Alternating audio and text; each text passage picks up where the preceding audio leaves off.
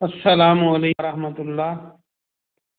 الحمدللہ وکفا وسلام علی من لا نبی بعد۔ اللہ مہربان کے فضل و کرم سے ہمارا آج کا سبق سورہ آل عمران کی آیت نمبر 133 یعنی 133 اور 134 اور 135 ہوگا انشاءاللہ۔ اعوذ باللہ من الشیطان الرجیم، بسم اللہ الرحمن الرحیم۔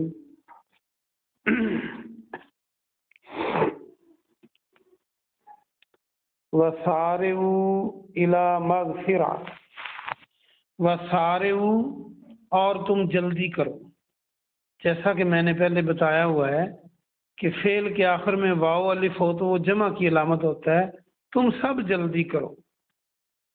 اور سارعوا کو یاد رکھنے کے لیے اردو کا لفظ سین رے عین تے، سرعت، جلدی،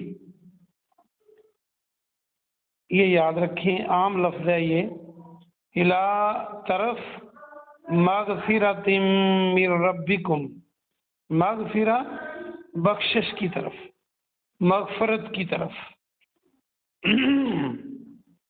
من ربکم اپنے رب کی، وجنت اور جنت، عرضھا اس کا عرض، اس کی چوڑائی۔ یہ کپڑا لیتے ہوئے عورتیں بھی کہتی ہیں کہ اس کا عرض کتنا ہے۔ پھر یہ جب ہم ریاضی کے سوال کرتے ہیں تو لمبائی اور چوڑائی کو طول اور عرض بھی کہتے ہیں، عرض چوڑائی۔ عرضھا السماوات آسمانوں، والارض اور زمین، اور جنت کہ اس کی چوڑائی آسمانوں اور زمین کے برابر ہے، برابر کو بریکٹ میں کریں۔ اعدت وہ تیار کی گئی ہے، یہ آپ پہلے بارے میں بھی پڑھ چکے ہیں، للمتقین پرہیزگاروں کے لیے، متقیوں کے لیے، اللہ سے ڈرنے والوں کے لیے، تقوی اختیار کرنے والوں کے لیے۔ اس کا با محاورہ ترجمہ سنیں، آیت نمبر 133 کا۔ اور تم اپنے رب کی بخشش کی طرف جلدی کرو، اور جنت کے جس کی چوڑائی آسمانوں اور زمین کے برابر ہے، اور وہ تیار کی گئی ہے متقی لوگوں کے لیے۔ الذین وہ جو ينفقون خرچ کرتے ہیں، یہ ہم کئی بار پڑھ چکے ہیں۔ میں نے اردو کا لفظ نفقہ بتایا تھا، نون فے قاف ہے قاف، نانو نفقہ، خرچ۔ یہ بیوی کے خرچ کے لیے خاص طور پہ بولتے ہیں، بیوی بچوں کے لیے۔ تو نفقہ جو ہے اس کا معنی خرچ۔ وَيُنْفِقُونَ وہ خرچ کرتے ہیں، فی السراء خوشحالی میں، والضراء اور تنگ دستی میں۔ یہ سرا کو یاد رکھنے کے لیے اردو کا لفظ مسرور، میم سین رے واو رے، مسرور، یا مسرت اس سے بھی آسان ہے، سین اور رے اس کے اندر موجود ہے، تو مسرت اور خوشی۔ اور ذرائی کو یاد رکھنے کے لیے ضرر، ہم کہتے ہیں فلاں چیز صحت کے لیے ضرر ہے، نقصان دہ ہے، تو اس کا ترجمہ یہ بنا ينفقون فی السراء والضراء، خوشحالی میں اور تنگ دستی میں۔ وہ خرچ کرتے ہیں، والکاظمین اور پی جانے والے ہیں۔ کاظم لوگ نام بھی رکھ لیتے ہیں، غصے کو پینے والے کو کاظم کہتے ہیں۔ الغیظ غصے کو، غیظ و غصہ ہم اردو میں استعمال کرتے ہیں۔ والعافین اور درگزر کرنے والے ہیں۔ عافین کو غور سے دیکھیں تو جو آخر پہ یا نون ہے یہ تو جمع کی علامت ہے، واو الف اور یا نون اور واو نون وغیرہ جمع کی علامتیں ہیں۔ عافین کو دیکھیں عین اور فا اس میں موجود ہے، تو اردو میں ہم عفو و درگزر، معاف کرنا، عفو تو معاف، وہ درگزر کرنے والے ہیں، معاف کرنے والے عافین ہیں، عن الناس لوگوں سے، واللہ اور اللہ سبحانہ و تعالی یحب المحسنین محبت کرتا ہے، پسند کرتا ہے، حب محبت کو کہتے ہیں، محسنین کو، محسنین نیکی کرنے والوں کو کہتے ہیں۔ تو اس کا با محاورہ ترجمہ سنیں۔ وہ لوگ خوشحالی میں اور تنگ دستی میں خرچ کرتے ہیں اور غصے کو پی جانے والے اور لوگوں کو معاف کرنے والے ہیں، اور اللہ نیکی کرنے والوں کو پسند کرتا ہے۔ والذین اور وہ جو اذا جب فعلو ان سے سرزد ہو جائے، یہ اردو کا لفظ فعل، فے عین لام، فعل کام کو کہتے ہیں۔ جب وہ کام کر بیٹھیں، کون سا؟ فاحشہ، برا کام، فحاشی والا کام، ہم یہ فحاشی اور فوش لفظ بولتے ہیں اردو میں۔ او ظلموا انفسہم یا وہ ظلم کر بیٹھے اپنی جانوں پر، ذکر اللہ تو فوراً کیا کرتے ہیں؟ فوراً کو بریکٹ میں کریں، ذکر اللہ اللہ کو یاد کرتے ہیں، فاستغفروا وہ معافی مانگتے ہیں، استغفار مانگتے ہیں، مغفرت طلب کرتے ہیں، لذنوبہم اپنے گناہوں کی، یہ بھی آپ پہلے پڑھ چکے ہیں۔ وَمَن يَغْفِرُ الذُّنُوبَ اور کون مغفرت کر سکتا ہے گناہوں کی، کون بخش سکتا ہے گناہوں کو، اور کون معاف کر سکتا ہے گناہوں کو، الا اللہ مگر اللہ، یعنی اللہ کے سوا کوئی نہیں معاف کر سکتا۔ ولم اور نہ یسروا وہ اصرار کرتے ہیں، اردو کا لفظ اصرار جو ہے ضد کرنا، اڑ جانا، الف صاد رے الف رے، اصرار، اللہ پر ما فعلوا جو کچھ انہوں نے کیا، اور اپنے کیے پر وہ ضد نہیں کرتے، اصرار نہیں کرتے، جمے اور ڈٹے نہیں رہتے۔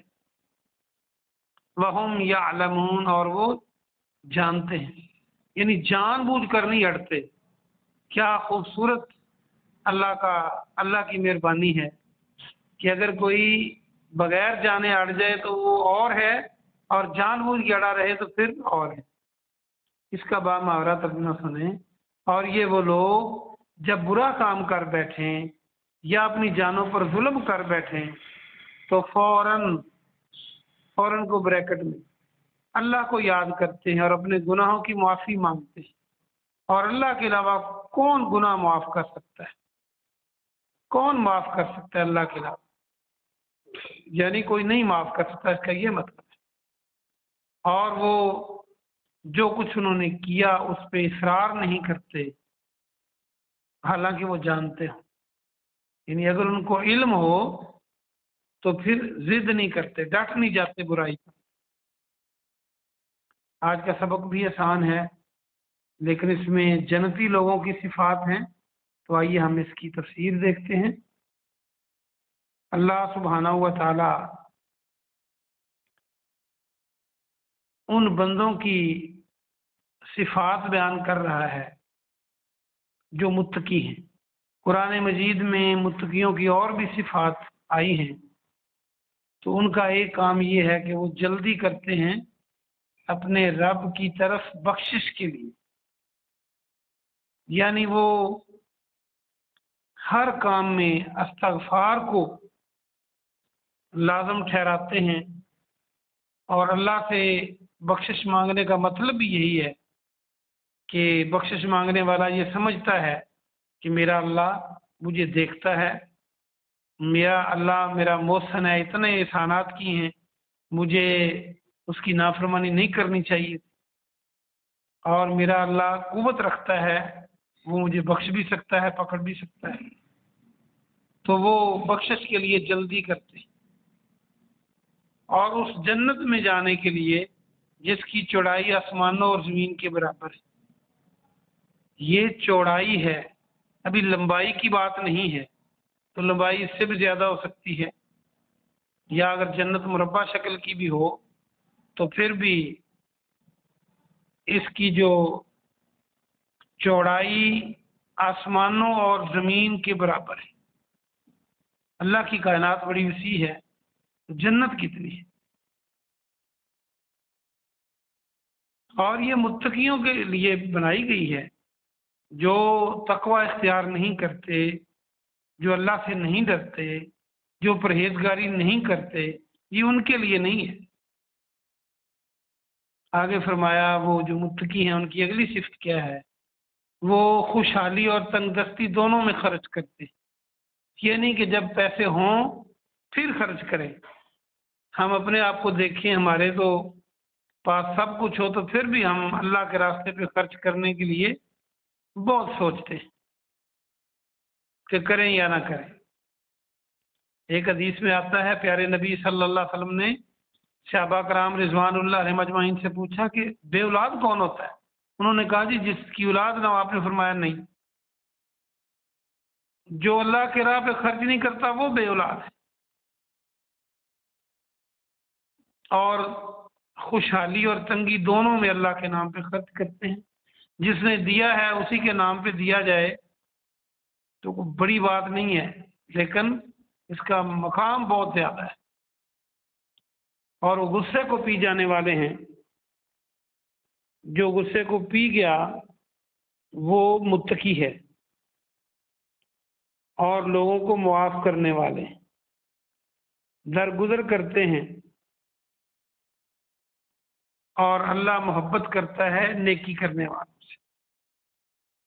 اگلی بھی صفات متقیوں کی ہیں۔ اللہ فرماتا ہے کہ اگر وہ کوئی برا کام کر بیٹھیں یا ظلم کر بیٹھیں، ظلم کے دو مشہور معنی ہیں، ایک تو ظلم و زیادتی اور دوسرا شرک۔ اللہ قرآن میں فرماتا ہے ان الشرک لظلم عظیم، شرک بے شک سب سے بڑا ظلم ہے۔ اگر وہ ایسا کام کر بیٹھیں شرک والا یا فحاشی والا، تو پھر وہ بے پرواہ اور لاپرواہ نہیں ہو جاتے، فوراً ان کا ضمیر ملامت کرتا ہے اور اپنے اللہ کو یاد کرتے ہیں۔ اور اللہ کو یاد کرنے کا مطلب یہ ہے کہ وہ اللہ کے در پہ آتے ہیں۔